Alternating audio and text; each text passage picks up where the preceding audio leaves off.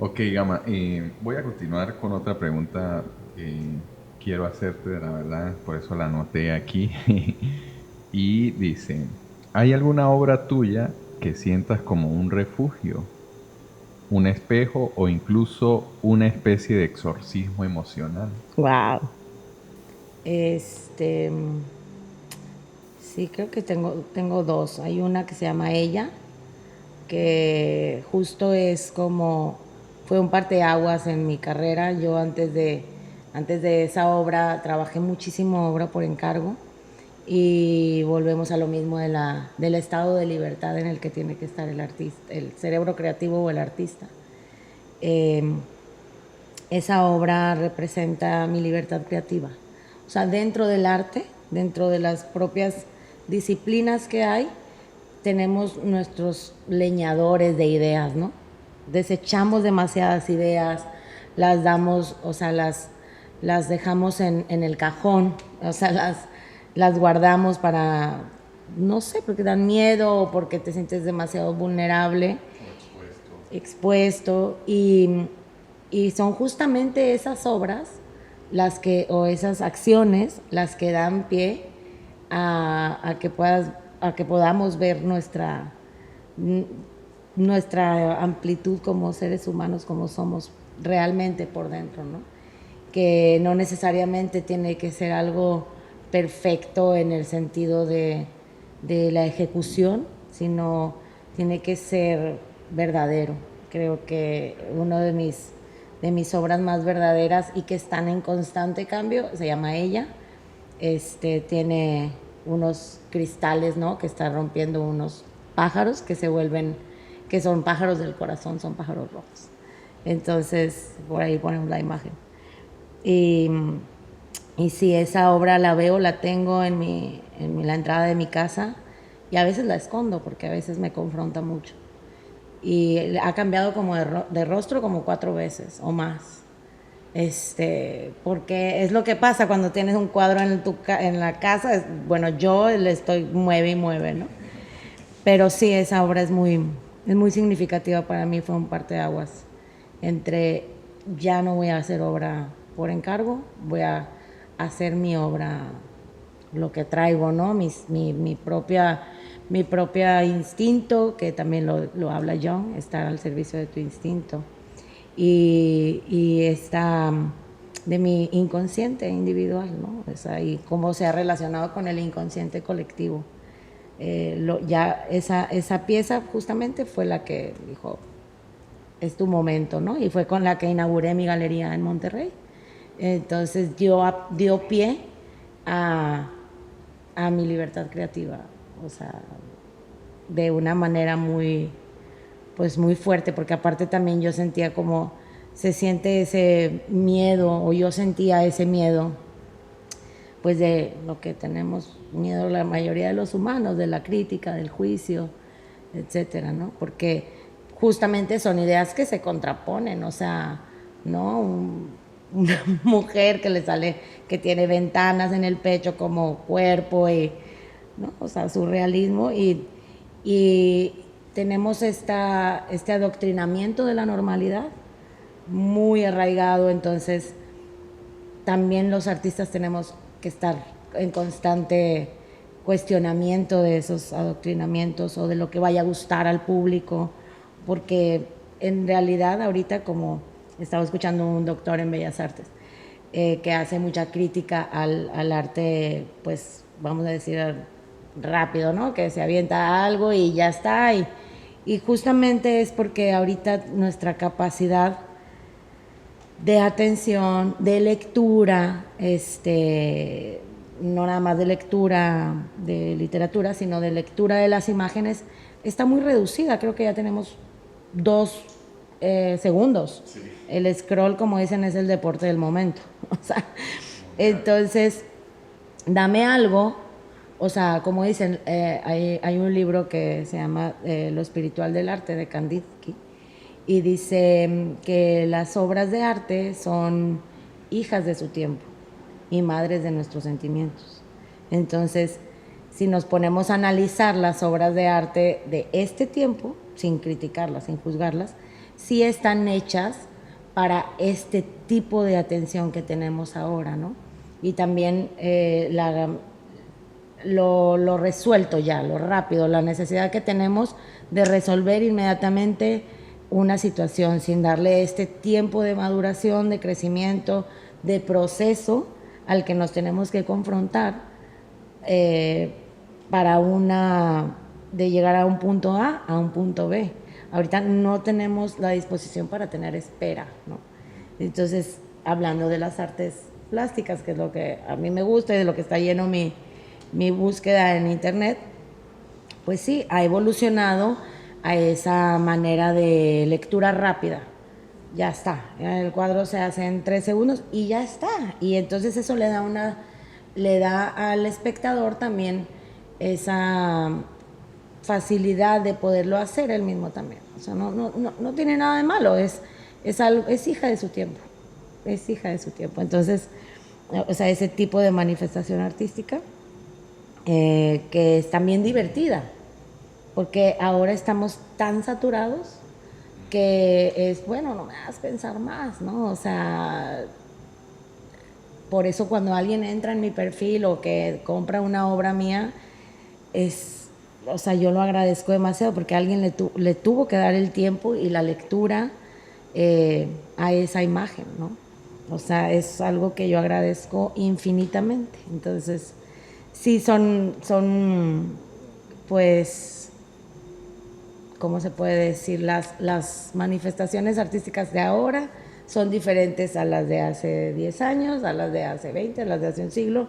No podemos estar aferrados a que sigan siendo igual en los propios artistas. O sea, esta necesidad que tienen las personas, los expertos, vamos a decir, de meterte ¿cómo se llama? Encasillar, eres un artista tal, o tal, o tal, o sea, de tantas maneras que hay que nombrarlo, ¿no? Y no ha seguido un hilo conductor, y no ha seguido ese artista un hilo, pero o sea, siento que también es una forma de encorsetar al arte y que no tiene ningún sentido. O sea, el artista está evolucionando a su propio, es una forma también de llevar tu diario personal, ¿no? Ese caso. Y el encorsetarlo desde niños, pues no. O sea, entonces, una obra sería, yo creo, esa que para mí habla de la libertad y otra que sirva como de, pues, no sé, de sanaciones. Yo creo una de las obras que hice para mi última exposición, que se llama Nuestro Encuentro, que es la niña frente al mar, ¿no? Y bueno, tiene también toda una historia atrás de esa, para que yo pudiera como bajar esa imagen a mi realidad pictórica. Pues bueno, a veces como dicen, ¿no? El tiempo de ejecución es 2 días o un día, pero el tiempo de creación de esa obra fue 40 años quizás, o 30 y tantos años, ¿no? De que sucedió esa historia a que yo la pude materializar en un, en un lienzo, ¿no? Primer encuentro, sí. Pero sí, creo que es esa manera de abrir de alguna manera los libros de nuestro pasado o de mi pasado e irlos poniendo conforme pueda ir acomodando mi realidad. Y esas son las obras que me hacen como un clic o diferentes ismos en mi trabajo, ¿no? Ok. Oye, Gama, la otra vez, y bueno, aprovechando pues, la confianza que me has tenido, me enseñaste un video donde destruiste una obra. Sí. Y bueno, me atrevo a contarlo con el público porque sé que estás trabajando en una publicación que vas a hacer a Sí. ello.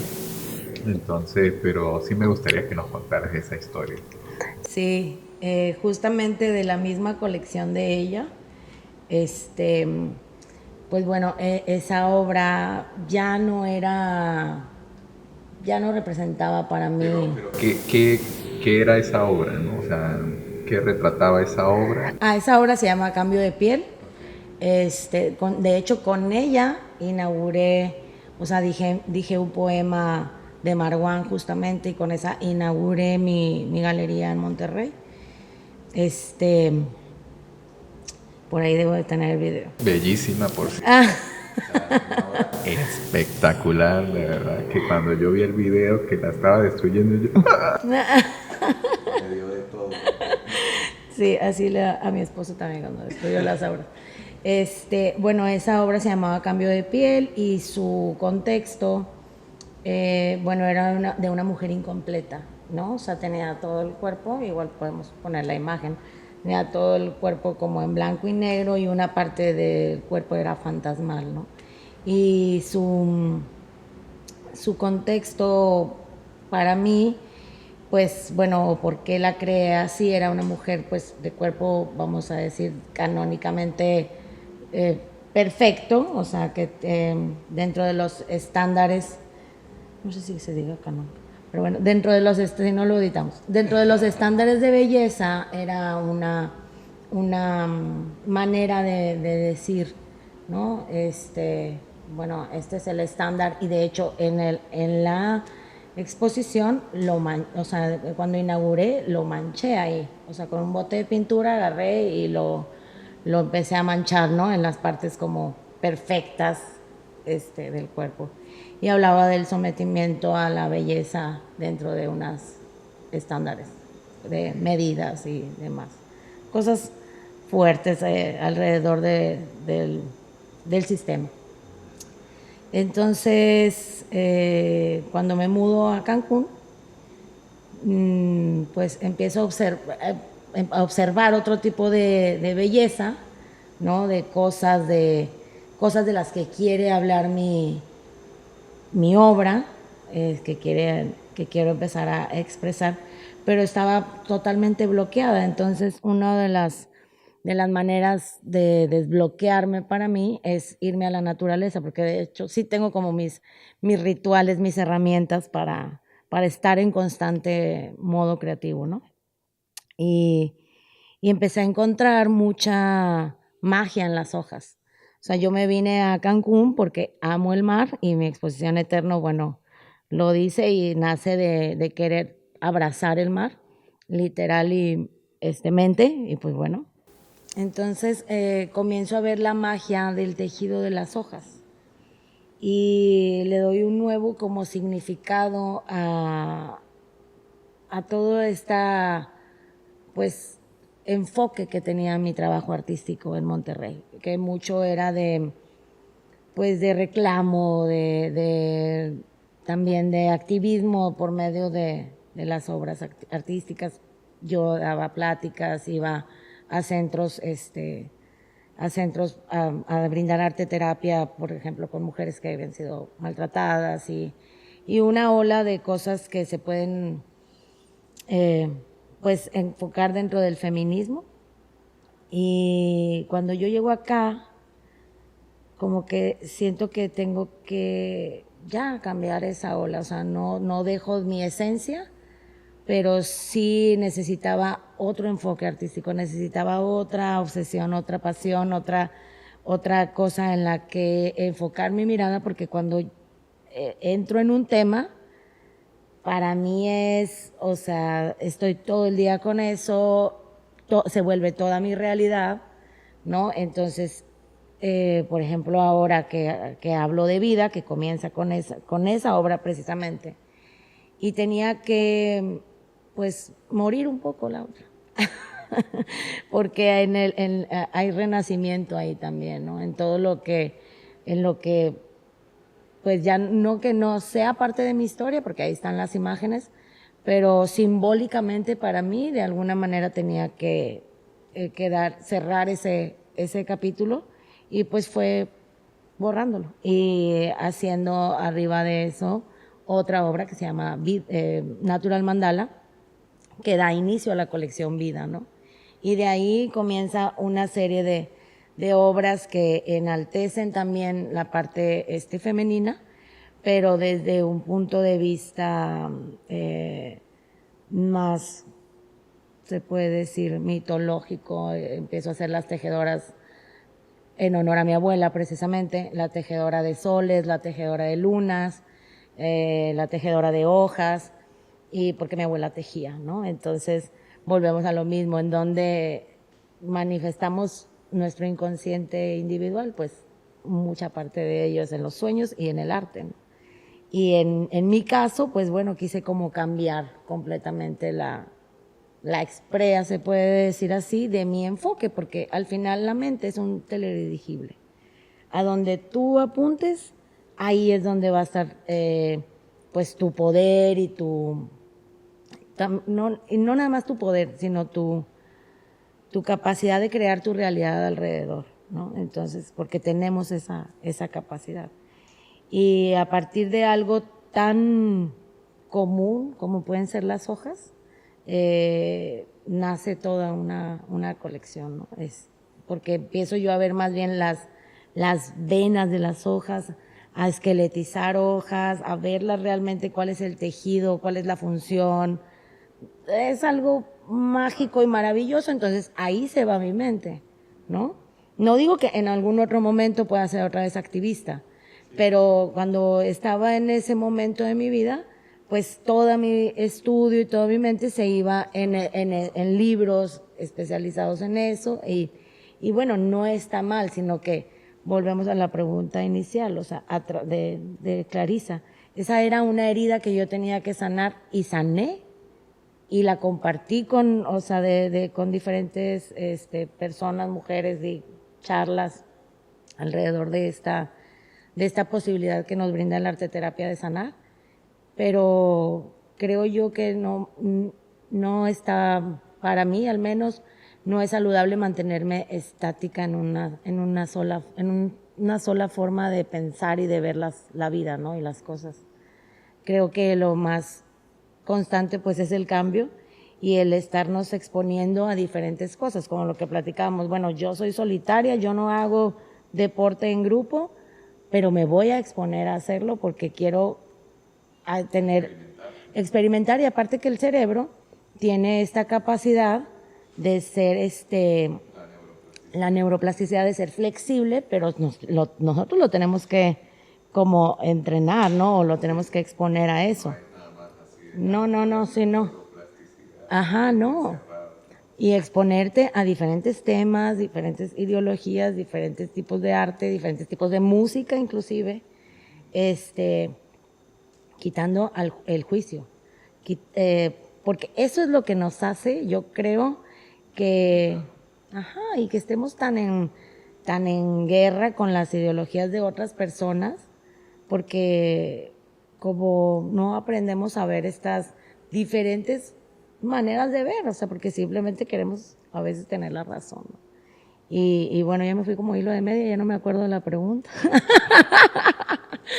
No, es interesante como una cosa. Bailando así. Ajá. Sí, o sea, era esa historia de cómo pues tuvo que morir, vamos a decir, una etapa para renacer otra, ¿no? Sí, y justo se llamaba cambio de piel. Entonces, creo yo que las obras tienen una vida, tienen un propósito, a veces es personal y a veces es colectivo. De hecho, creo que en lo colectivo es muy poderoso. O sea, nos podemos dar cuenta también cómo son utilizados a veces los artistas para llevar a algún, no sé, enfoque de cierta persona con ciertos intereses,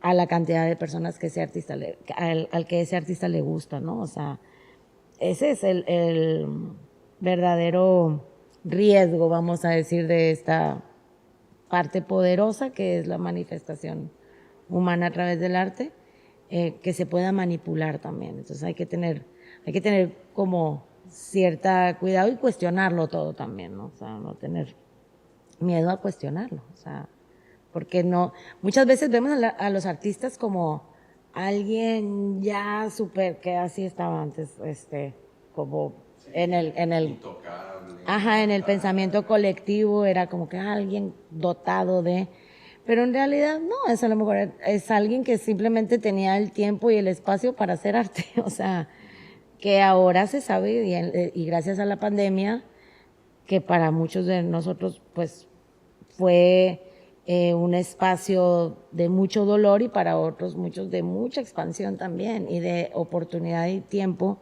de estar contigo mismo, que en realidad ese estado que dice Rick Rubin, ese maravilloso estado en el que es inevitable hacer arte, tiene que ver con el autoconocimiento. Y por eso muchas veces la gente no lo quiere hacer, porque da miedo, ¿no? Porque ir hacia adentro es, confronta, confronta, sí. Gama, hace poco vi una frase en un libro que se llama Estamos hechos del lenguaje, una pregunta y es como en general, ¿no? Pero te la quiero hacer a ti, ¿no? El libro dice, ¿por qué dejamos de pintar? ¿No? Y eso se refiere pues a que todos en la niñez, vamos, en el kinder, en el preescolar, en los primeros años de escolaridad, pues había una materia que se llamaba dibujo y pintábamos y por ahí iba nuestra creatividad y de repente ya somos adultos y no nos damos cuenta en qué momento dejamos de pintar y por qué. Para ti, ¿por qué crees que en general la humanidad deja de pintar? Qué interesante.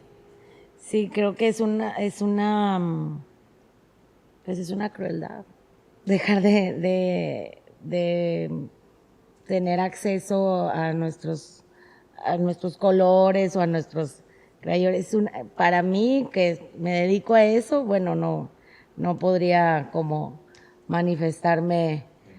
Ajá, o sea, porque para mí es muy importante, es mi lenguaje, ¿no? Pero en general creo que pueden ser dos cosas. O sea, una es que no te interese, volvemos a la individualidad, que no sea tu lenguaje, o sea, que digas, yo tuve alumnos que me llevaban y la mamá, es que mira, te pago ya la mensualidad y yo, no, déjamelo, unas clases de prueba, porque la obligación mata el deseo, o sea, no puedes obligar a nadie a hacer arte. Y, y la otra es el propio, que hay miles de historias de eso, que me han contado particularmente. No, es que yo pinto muy mal, es que yo dibujo muy mal. Y la otra es el juicio propio, porque es terrible esa voz en off que te está diciendo todo el tiempo, lo estás haciendo mal, porque queremos ser perfectos, queremos esta frase de, sé lo que quieras, pero sé el mejor. O sea, hay un actor que dice, si yo quiero ser el 2 o el 3 o el 4, no puedo. O sea, tengo que ser a fuerza el mejor. No puedo ser Odindo, pero no puede ser el 2, o sea, no, tengo que ser el mejor. Y eso, hay un libro de Elizabeth Gilbert que se llama Libera tu magia, que habla de eso, dice, es que libéralo sin necesidad, sin ponerle expectativas, sin ponerle, voy a vivir de eso, porque la típica pregunta, ¿y de eso vives? Pues para eso vivo. O sea, que de eso viva o no, cualquier carrera, cualquiera, doctor, ingeniero, la que sea, comunicaciones, necesita profesionalizarse, necesita tener preparación y demás, estar dado de alta en Hacienda y todas las demás cosas del mundo material, ¿no? Y a la gente le causa mucho asombro cuando un artista como que, pues se dedica 100% a eso. ¿Por qué? Porque lo tenemos en el consciente colectivo, lo tenemos como algo malo, lo tenemos como algo hobby, o sea, algo que es hobby nada más, que puede ser secundario. Ese tipo de, porque es una tendencia, esto que me platicas, ese pensamiento, ¿no? O sea, de cierta manera el sistema educativo haya contribuido para, pues, Sexenal, sí. censurar esos dotes o dones que tenía el niño o la persona, ¿no? Sí, sí, no, definitivamente. Creo que es una gran responsabilidad estar a cargo de una infancia. O sea, es mucha responsabilidad. Digo, yo tengo 2 hijos, pero además de los hijos también influimos en otros niños. Y ahora con las redes sociales influimos increíblemente. Entonces, creo que el sistema justamente como que tiene miedo a que se genere el estado en el que es inevitable hacer arte, que es la libertad. Y eso es lo que da miedo realmente, ¿sabes? O sea, yo estuve trabajando con una neurocientífica y otro grupo de artistas para hacer pues una propuesta. Ella hizo una propuesta de ley para que en México fueran obligatorias las artes, la enseñanza de educación artística o la aproximación. Y bueno, empezamos por Guanajuato, y ella quería que yo capacitara a los maestros, que eran los maestros mismos que les iban a dar las clases de español, matemáticas y todo. Los artistas teníamos que formar una planeación para que el maestro pudiera darle 20 minutos de música, 20 minutos de aproximación a. Eran en estados, pues a las afueras de Guanajuato. Yo nunca fui, todo fue por Zoom, pero lo que teníamos que los artistas tomar en cuenta es que no tenían material. Si los niños no tenían materiales, ni iban a comprar, el gobierno no iba a comprar. Y otra de las cosas era que iban a calificar, porque no consiguieron que no se calificara. Entonces, mi trabajo, aparte de hacer las planeaciones para artes plásticas, que iban con la historia del arte, era buscar recursos, o sea, en mi mente o en internet o así, que con PET se pudiera hacer. O sea, con algo que fuera, pues, reutilizable o de la basura, o, ¿no? Y todos los artistas teníamos que trabajar así, porque no había un recurso específico destinado a esta aprobación de ley, que la verdad ahorita no sé en qué va. Trabajé varios meses en eso y yo daba las capacitaciones a los maestros, pero claro, los maestros ya tienen demasiado trabajo. Imagínate, ahora les vas a dar artes y sin recurso y demás, y aparte los vas a tener que calificar. Entonces, ajá, ¿cómo vas a calificar eso? Y volvemos a lo mismo, ¿por qué no apoyarlo? Porque lo hablábamos los artistas en las juntas, o sea, ¿por qué no apoyar estas iniciativas que definitivamente no es para que sí el niño tenga conciertos, no, o sea, es para que tenga una aproximación a la sensibilidad artística. Y que tenga dentro de su abanico de posibilidades en el proceso de formación, pues tenga esa opción también. Esa opción. Entonces, desde ahí, pues no se estaba trabajando la individualidad, que es muy difícil trabajar la individualidad en un grupo, obviamente en un grupo diverso, pero sí al menos no calificarlo. No, o sea, no puedes calificar eso. No, es imposible. Entonces, yo como quería sensibilizar alrededor de la importancia que era como ponerles un 100 a todos. Porque simbólicamente, ¿qué es un 100? Es la aprobación de tu mayor, del sistema. Claro que eso no iba a suceder, porque pues, los maestros iban a tener sus propios criterios, ¿no? Pero, bueno, o sea, soñaba yo con que eso sí sucediera así, aunque a lo mejor no sucedió de esa manera, que los calificaran así, porque te quieren meter al sistema en las materias, el arte, perdón, en las materias como si fuera parte de, y no, o sea, parte de que conoces en un examen, ¿no?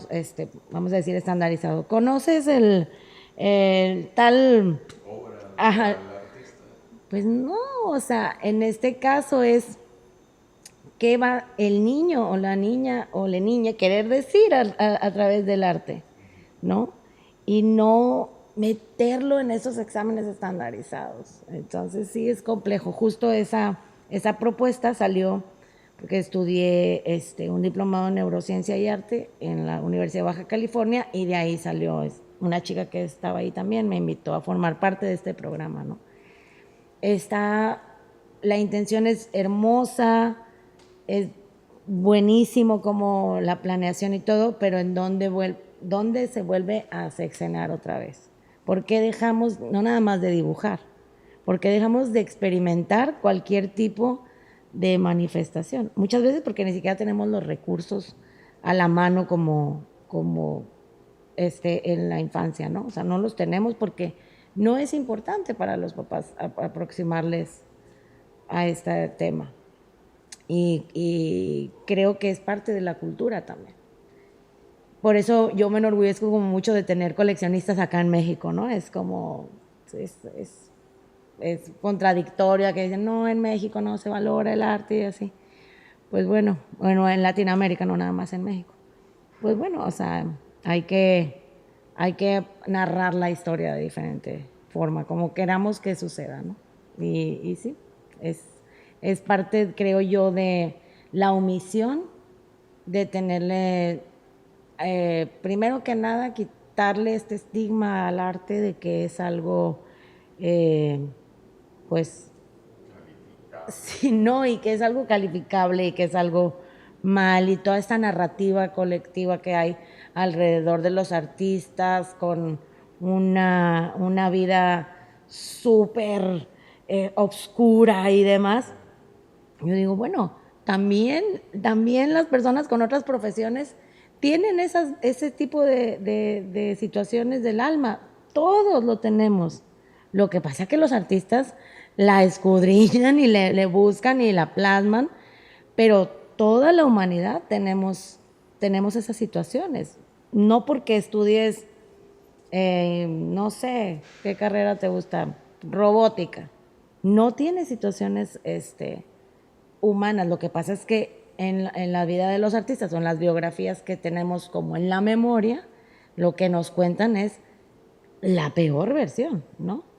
Porque esa narrativa le importa al sistema. O sea, eh, estudié hace poquito un diplomado en historia del arte, pero con perspectiva de género, o sea, para ver el otro lado de la historia, lo que no se nos muestra en, en la historia del arte, o sea, el arte de las mujeres, y es increíble, o sea, hay que conocerlo, hay que indagar, y hay internet, o sea, no hay que indagar en las otras formas de ver el mundo desde dentro de la casa, porque a veces las mujeres no podían, o sea, no podían salir a ver el mundo, ¿no? No podían interpretarlo bajo sus propios términos. Y tener esta posibilidad de como estudiar las diferentes formas de ver la vida, creo que sería maravilloso que lo pusieran en las escuelas. O sea, no nada más de las artes plásticas, de todo tipo de artes, ¿no? ¿Qué tal que ahí salga algo? Como dicen, a veces las escuelas son los cementerios de los artistas del futuro. Fuerte. Sí. Bueno, Gama, para ir finalizando, quisiera que nos hablaras o nos compartieras algunas herramientas que pudiera tener una niña o un niño o un adolescente o cualquier persona de cualquier edad para comenzar a cultivar y a sembrar y a también a ver florecer o verse florecer en el arte. Qué buena pregunta. Eh, yo creo que mantenerse... las infancias no necesitan como una instrucción para eso. Yo creo más bien son los adultos a su cargo. El espíritu creativo tiene mucho que ver con lo lúdico y con esta capacidad de relacionar dos conceptos distintos o tres conceptos distintos. El arte necesita de esas como esas maneras diferentes de ver el mundo y ahí es donde se crea. Pero cuando llega la persona adulta a cargo de las infancias y se excena esa manera de ver el mundo o lo califica o lo critica, no nada más de verlo, sino de a lo mejor hacer música, porque lo que hacemos es premiar a la persona que califica, ¿sabes? O sea, el sistema dice 5 o 0 o 100 y todos o la gran mayoría está de acuerdo con eso. Digo, últimamente se han visto otras formas de educación, pero ¿qué pasa con esa calificación? Que pues encajona la investigación, o sea, la capacidad de investigar, de prueba y error. O sea, prueba y error. Y que tiene que investigues, y que tiene que te equivoques, y que tiene que te tropieces, que tiene que el proceso, en el proceso aprendas. Y en el sistema nos dicen, no, tiene que ser así y estás calificado, ajá, como una receta. Y eso, justamente esa manera de ver tan en blanco y negro, es lo que hace que de adultos no nos permitamos el error, porque nadie quiere una tacha en su currículum, ¿no? En su vida. ¿Por qué? Porque volvemos a los símbolos. ¿A qué lo asocias? ¿A qué asociamos ese simbolismo? No lo asociamos a la, pues bueno, a la capacidad humana de equivocarse. No, lo asociamos a veces a burlas, a golpes inclusive. O sea, hay adultos a cargo de las infancias que por una calificación golpean. Y eso es terrible. O sea, porque quieren meterlos a que lleguen al 100. Pero ¿qué tal que esa infancia sea muy bueno en literatura, como dice un experto, justamente en psicología infantil? Si tu hijo sacó 100 en matemáticas, digo, perdón, 100 en literatura y 5 en matemáticas, mételo a clases de literatura. Sí, así de sencillo. Así. Es el descubrimiento temprano de talentos. Entonces, esa capacidad de tener pues la disposición a equivocarnos, si lo queremos llamar como equivocación, o experimentar, para no estar en el juicio constante, juicio constante, juicio constante. Creo que hay que mantenernos muy lúdicos, muy en el juego, y creo que exponernos a diferentes formas de ver la vida, ¿no? Y hacernos preguntas que cuestionen nuestra propia forma de pensar. Esa es mi, ¿cómo se podría decir? Pues sí, no consejo, pero sí yo creo que es algo básico para mantenerte creativo, no ser ajá, tan rígido. Sí, cuadrados, redondos, de todas las maneras, sí. Sí, sí, sí. Bueno, Gama, pues yo creo que ha sido de verdad un capítulo muy interesante, muy bonito, cargado de pues todo eso que traes allí adentro, y agradezco nuevamente que nos hayas permitido entrar en ese mundo del artista, ¿no? En el cual estás viviendo hoy en día. Y pues nada, creo que va a ser la primera edición de muchas. Sí. De hecho, de las preguntas que teníamos preparadas, pues la verdad fue como un 5%. Entonces creo que hay mucha tela que cortar, y bueno, pues quiero dejar esta espinita para sacarla en una próxima oportunidad. Y te doy las gracias por Gracias. aceptar esta invitación, por ser una de mis primeras invitadas. Gracias. Para mí es un honor que estés en este espacio, en el Puente Cuántico. Y pues con todo esto que nos acabas de decir, créeme que muchas personas se van a ver inspiradas. Yo soy una de ellas, entonces te agradezco nuevamente. Gracias por abrir este espacio y gracias por ser el mensajero. Gracias, amigo. Gracias. Gracias.